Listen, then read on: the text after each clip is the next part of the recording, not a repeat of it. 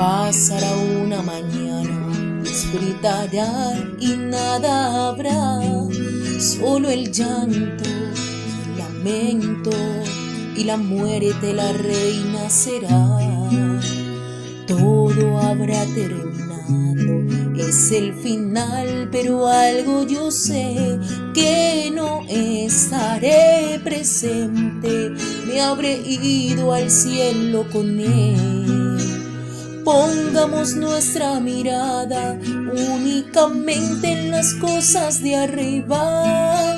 Lo terrenal se termina, pero Jesucristo vive por siempre. Piensa cómo escaparemos si descuidamos tremenda esperanza. No te aferres a este mundo, que el pronto él ya terminará.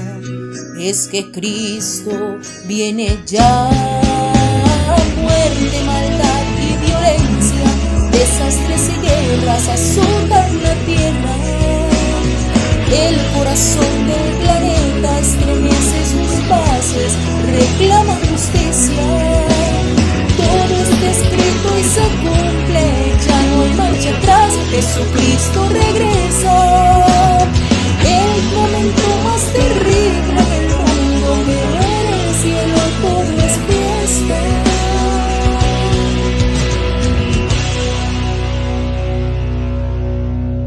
Hola, ¿cómo están? Mi nombre es Víctor Daniel y espero que estén muy bien, que Dios sea bendiciéndolos grandemente, y quiero agradecerles por vernos donde quiera que estén. Hoy vamos a tocar un tema muy interesante. Vamos a hablar acerca de los días de Noé.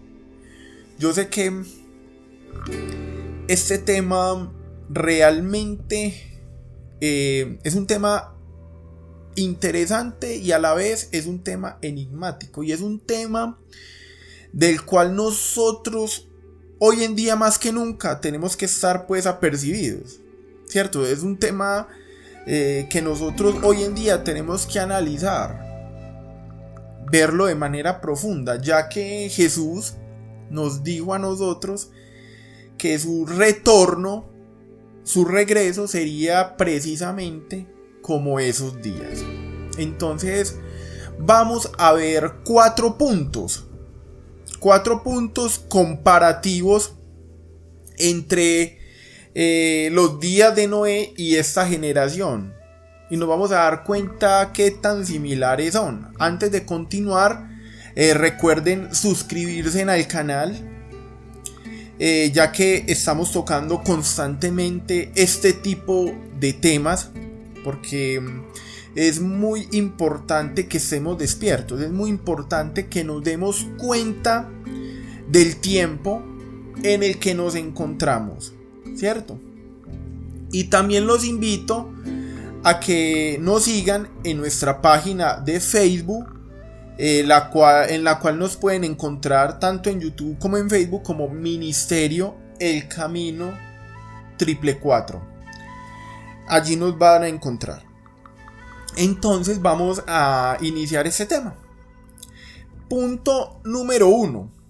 Como en los días de Noé, ¿cierto? Punto número 1. Estas personas de esta época, al igual que que nosotros pues ya de esta época, aquellas personas no eran conscientes del juicio que estaba por llegarles. No eran conscientes del juicio. De la misma manera que esta generación, las personas no son conscientes. La gran mayoría no son conscientes de lo que está a punto de acontecer. Lo mismo les pasó a ellos. ¿Se acuerdan? Noé estuvo predicando por un lapso de 120 años. 120 años. Quizá en esos 120 años las personas escucharon, claro, ¿cómo no iban a escuchar el mensaje de un varón que estaba diciendo que el mundo se iba a acabar? Y construía un arca, porque aparte de que él decía o declaraba pues el fin de los tiempos de esa era, también estaba construyendo un arca por medio de ella. Se supone que iban a escapar muchas personas, ¿cierto? Porque ese era el propósito, predicar la palabra para que las personas entraran en el arca, ¿cierto? Entonces estuvo predicando por 120 años. Muchas personas pudieron escuchar, pero a la hora de la verdad, cuando se aproximaba el gran día, nadie entró.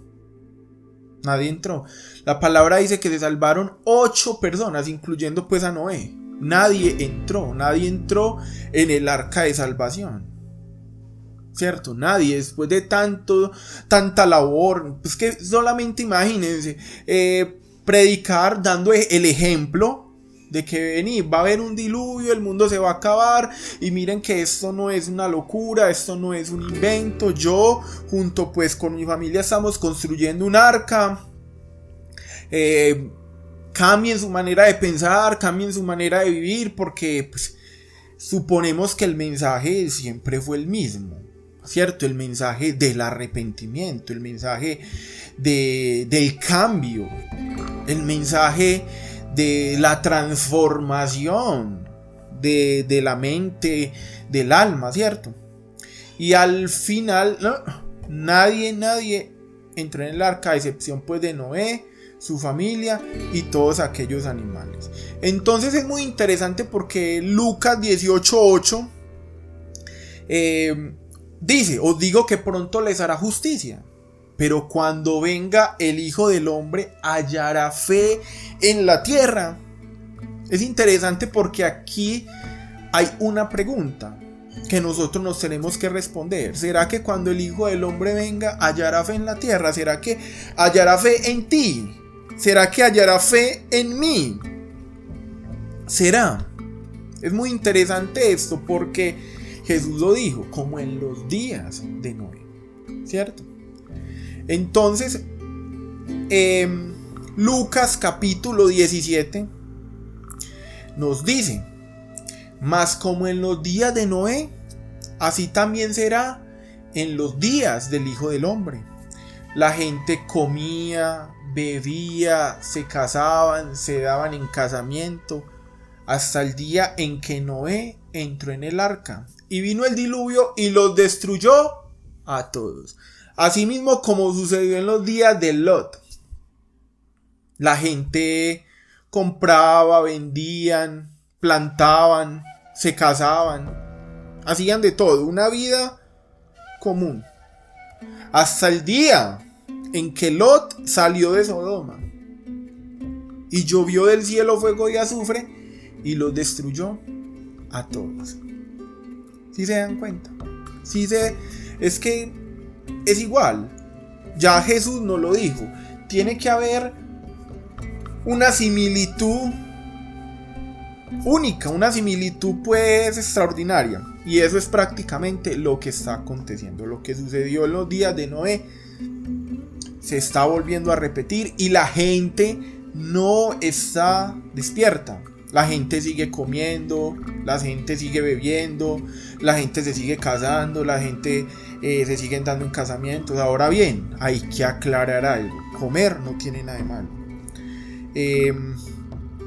Casarse tampoco tiene nada de malo. O sea, es que esto no tiene nada de malo. Lo malo es cuando ya vos haces de esto tu razón de existir.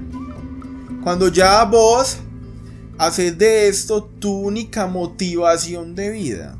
Ahí es cuando ya se empieza a rayar en lo oscuro, ¿cierto? Cuando ya tú solamente existes, solamente vives para comer, solamente vives para buscar marido, solamente vives para beber, solamente vives para este tipo de cosas, olvidándote de tu creador, porque cuántas personas en el momento de ingerir sus alimentos ni siquiera dan gracias, sino que todo lo contrario, dicen: esto lo tengo es por mi propia inteligencia, esto lo tengo es por mis propias fuerzas, ¿cierto?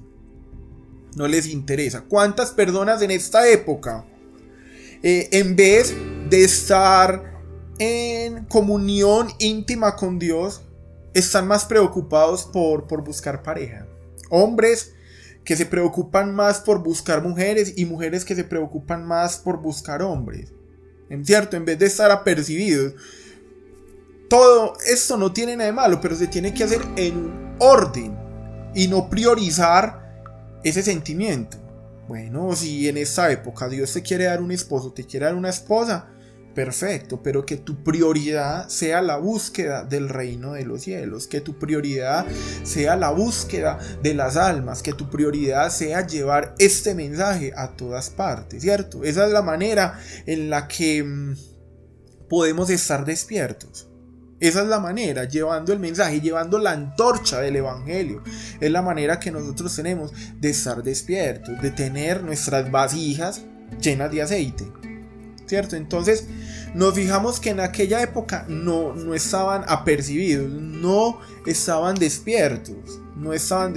¿Por qué? Porque es que las cosas no han cambiado. En esa época, si Jesús lo dijo, es porque en esa época también era lo mismo. Comían, bebían, se casaban, se daban en casamiento. Les interesaban más aquellas vanidades de esa época, ¿cierto? Entonces esto es muy importante especificarlo, porque lo mismo va a suceder en esta época. Si ustedes se dan cuenta, las personas cada vez se están enfriando más. Inclusive muchos de los que decían profesar ser cristianos,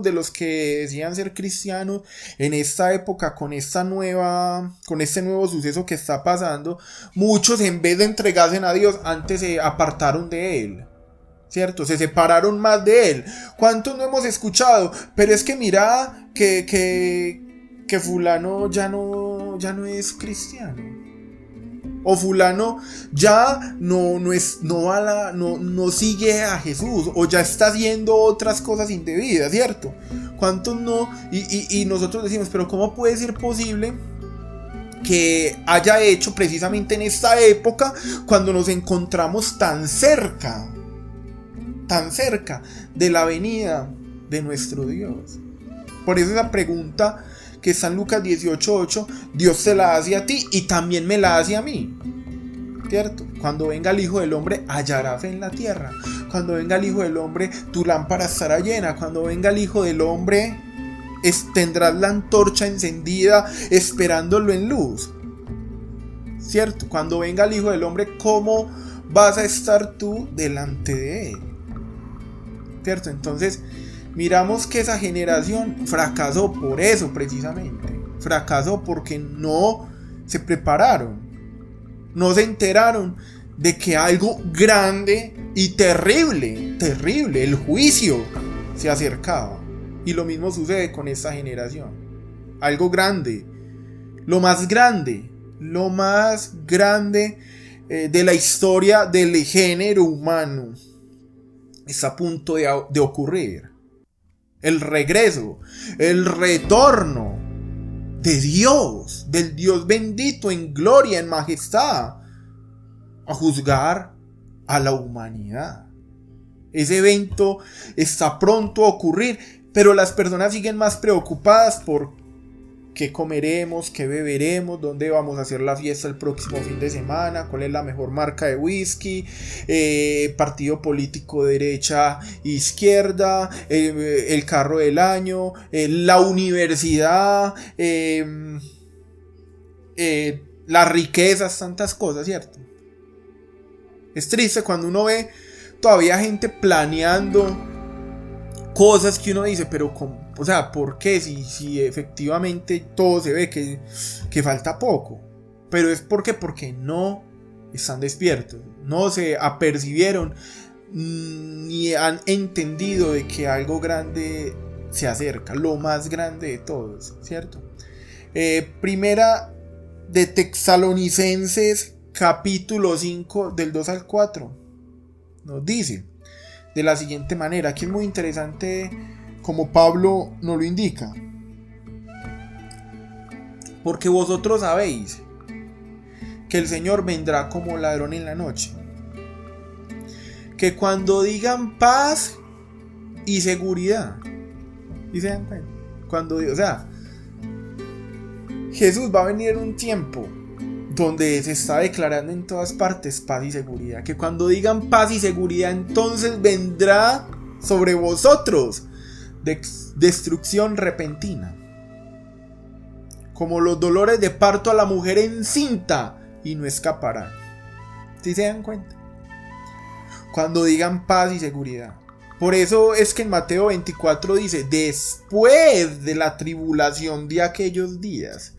¿Sí se dan cuenta? Después de la tribulación. O sea que va a venir precisamente en un momento dorado, en un momento donde todo el mundo va a estar diciendo paz y seguridad. O sea, ya la enfermedad se erradicó. La guerra se erradicó. El pánico se erradicó. La violencia se erradicó. Cuando digan paz y seguridad. Eso es lo que se va a ofrecer en ese momento, cuando ya todo el mundo esté feliz. Porque ya hay paz, ya hay seguridad, ya hay tranquilidad. Ahí es donde va a venir Jesús. Si se dan cuenta, está escrito.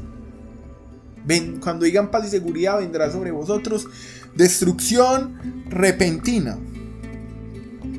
Segundo punto. Acabamos de ver el número 1, vamos para el punto número 2. En los días de Noé, la maldad llegó a unos niveles intolerables.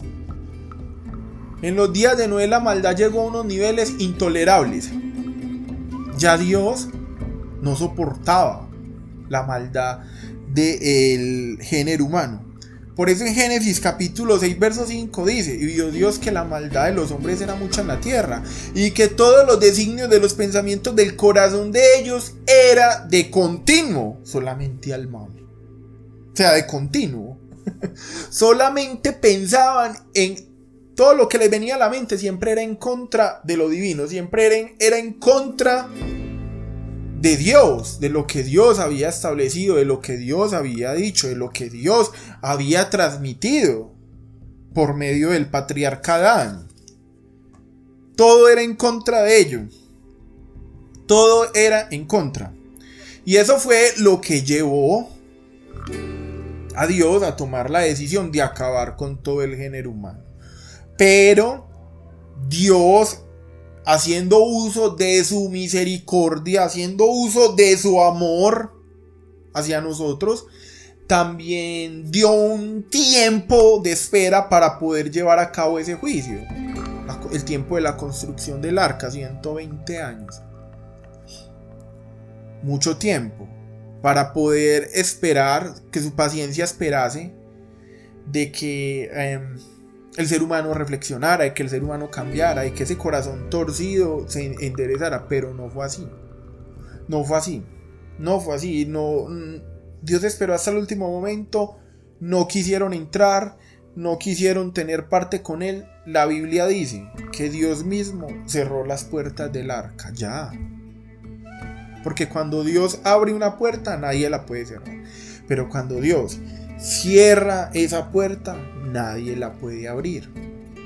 Nadie la puede abrir. Entonces en ese momento ahí sí clamaron: Noé, ábrenos, ábrenos.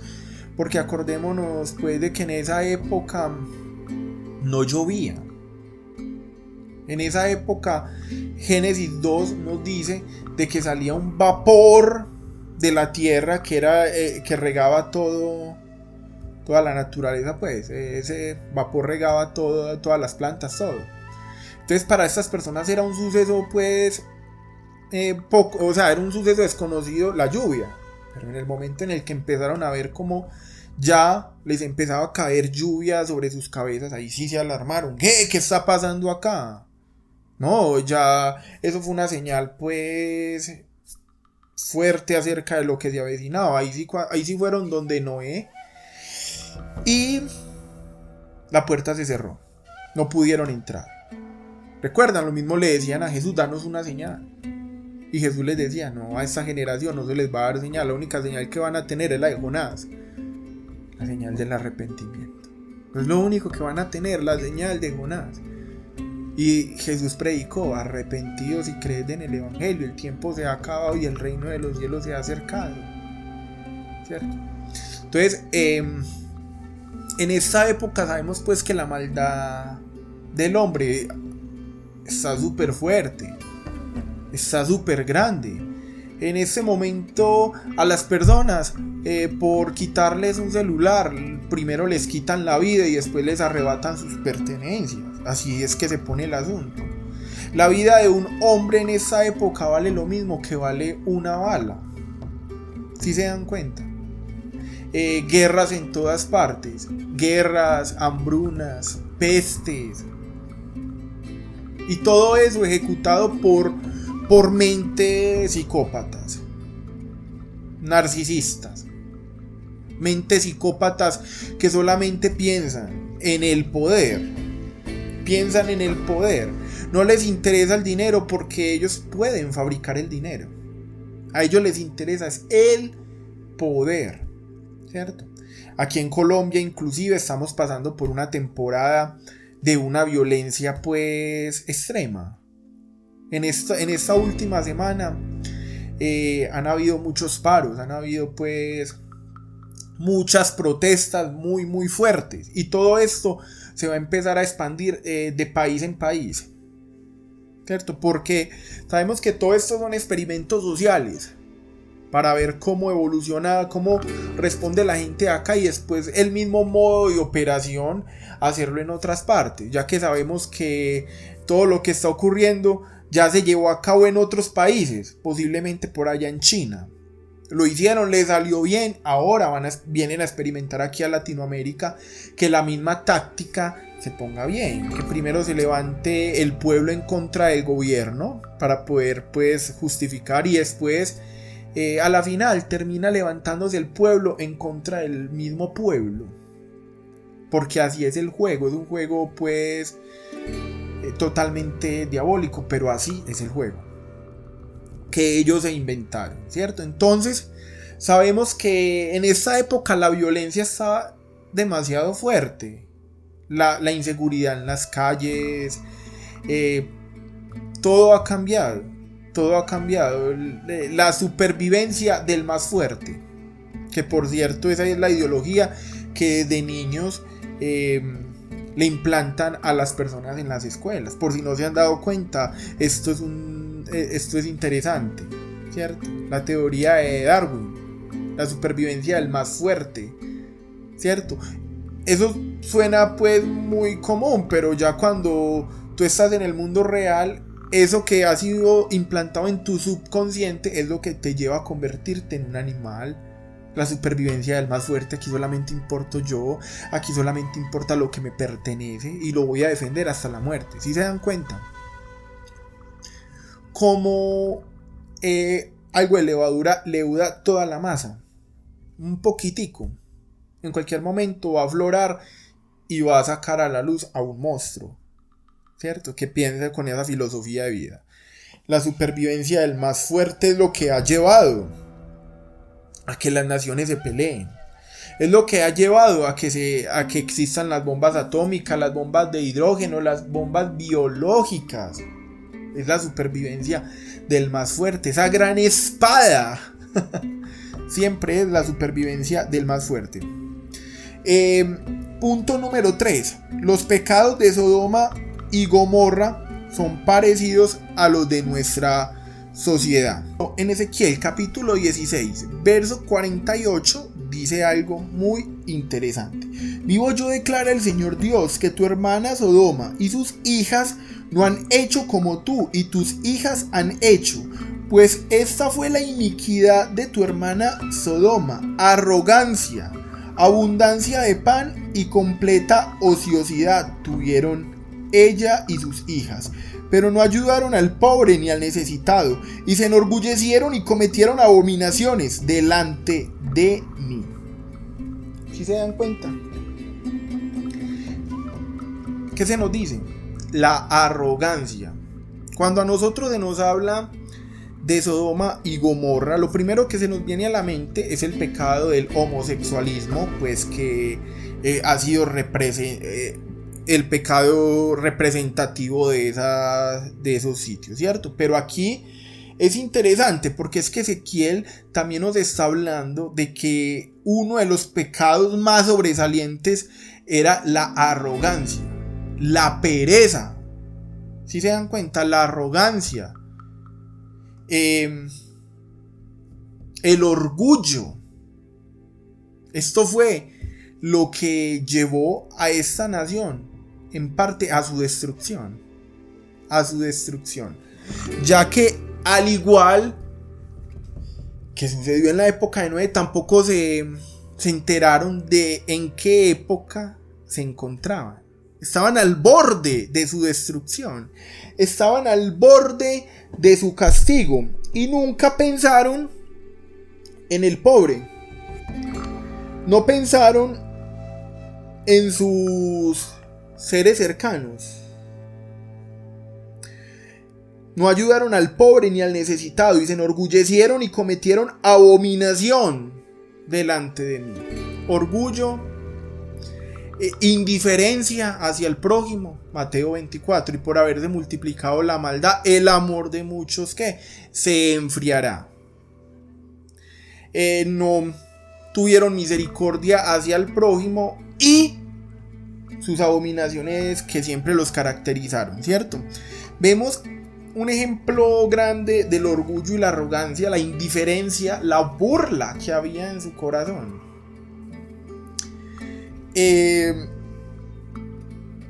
Génesis capítulo 19, si ustedes recuerdan, aquí estamos haciendo el marco comparativo entre nuestra era y el tiempo de Noé, ¿cierto? Pero también tenemos que ver de que Jesús nos dice de que estos días serán como los días de Noé, y también pone como ejemplo a Sodoma, ¿cierto? Entonces Génesis capítulo 19 nos hablan precisamente de, ustedes recuerdan, relato muy conocido, cuando Dios mandó pues acabar a Sodoma y a Gomorra, que mandó a 2 ángeles porque ya estaba cansado pues de sus abominaciones. Ya sabemos aquí cuáles fueron: arrogancia, indiferencia, y a eso lo siguió todo tipo, pues, pereza, envidia, lujuria, todo tipo de abominaciones que hoy en día estamos muy familiarizados con todo eso, porque eso es lo que se ve. Entonces, cuando Dios manda a 2 ángeles a destruir a Sodoma y a Gomorra, recuerden de que Dios pues tiene misericordia de Lot. Entonces estos ángeles le dicen a Lot de que vaya por su familia, ¿cierto? Para poderlo salvar. Entonces Lot va por su familia, va por sus hijas. Pero aquí hay algo muy interesante. Va por su familia y también invita a los maridos, los prometidos de sus hijas. Y si ustedes se dan cuenta, estos tipos, al ver a Lot que les trae semejante noticia, ¿qué le dijeron? No, este tipo está loco. No le creyeron. ¿Sí se dan cuenta? No le creyeron porque estaban muy endurecidos. Su indiferencia hacia el juicio, hacia la vida venidera, estaba demasiado grande. ¿Qué es lo que sucede hoy en día? Tú sales a predicar en las calles, tú sales a advertir a las personas y te tratan de loco. No te creen. Entonces es lo mismo. Es un modo de operación que se repite y se repite y se repite. No le creyeron a Lot. Entonces Lot agarró a sus hijas y se las llevó. Pues las hijas sí le creyeron a su padre, se las llevó. Pero aquí hay algo muy interesante: la frialdad, la indiferencia, la burla con la que recibieron la noticia de Lot. No le quisieron creer, se burlaron de él, no le quisieron creer a Lot. Punto número 4. Tanto en los días de Noé como en los días de Lot, y obviamente también en esta época sucederá, ignoraron las señales del juicio que se acercaba. Primera de Pedro capítulo 3 verso 20 nos indica de la siguiente manera: quien en otro tiempo fueron desobedientes cuando la paciencia de Dios esperaba en los días de Noé, durante la construcción del arca, en la cual unos pocos, es decir, 8 personas, fueron salvas por medio del agua. Sabemos que Dios, de una u otra manera, antes de enjuiciar a una civilización, pues, a un país, a una nación, cualquier sitio, Él siempre trae advertencia. En la época de Noé Dios utilizó a Noé mismo para hablar acerca de lo que estaba a punto de ocurrir. En la época de Lot, Dios también estuvo advirtiendo, porque recordemos que la palabra dice de que Lot era un hombre justo. Lot también habló acerca de todo ello. Para ser justo es porque se tiene conocimiento acerca del modo de operar de Dios, ¿cierto? De que Dios castiga el pecado. Justo te lleva a conocer lo que es la justicia de Dios. Y en esta época, pues, habemos muchas personas que estamos advirtiendo acerca de lo que se viene, acerca de lo que ya estamos viviendo, ¿cierto? Acerca de esto que ya estamos viviendo. Segunda de Pedro capítulo 2 verso 4 nos dice: porque Dios no perdonó a los ángeles cuando pecaron, sino que los arrojó al infierno y los entregó a fosos de tinieblas reservados para el juicio. Tampoco perdonó al mundo antiguo, sino que guardó a Noé, un predicador de justicia, con otros 7, cuando trajo el diluvio sobre el mundo de los impíos. También condenó a la destrucción la ciudad de Sodoma y Gomorra, reduciéndolas a cenizas, poniéndolas de ejemplo para los que habrían de vivir impíamente después. Además, rescató al justo Lot. Si lo llama justo es porque de una u otra manera Lot fue atalaya, Lot fue lumbrera. Porque ese justo, por lo que veía y oía mientras vivía entre ellos, diariamente sentía su alma justa, atormentada por las iniquidades de ellos. El Señor pues sabe rescatar de la tentación a los piadosos y reservar a los injustos bajo castigo para el día del juicio. ¿Sí se dan cuenta lo que nos dice acá? Que Lot, aunque vivía en Sodoma, él se afligía del pecado. A él se afligía por lo que tenía que ver, por lo que tenía que oír, por la conducta inmoral de esa generación. Entonces aquí en este pasaje podemos ver cómo Dios en el transcurso de los tiempos siempre ha tenido sus atalayas. Aquí es muy interesante porque Pedro nos muestra 3 tipos de castigo. El primer castigo fue el castigo angelical. El segundo castigo fue el castigo hacia las personas antediluvianas. El tercer castigo fue a las personas de Sodoma y de Gomorra. Ahora podemos deducir cómo va a ser el cuarto castigo, ¿cierto? Ya que sabemos que Dios ha prometido de que no volverá a destruir con agua, pero el cuarto castigo será por medio del fuego, porque los cielos y la tierra que existen ahora están reservados por la misma palabra, guardados para el fuego en el día del juicio y de la perdición de los hombres impíos. Entonces es muy interesante conocer qué fue lo que sucedió en esta época para poder estar despiertos en esa época, ¿cierto? Porque si el padre de familia supiese a qué horas el ladrón habría de venir, velaría y no dejaría minar su casa. Pues nos encontramos mucho más cerca de aquel gran día. Mucho más cerca.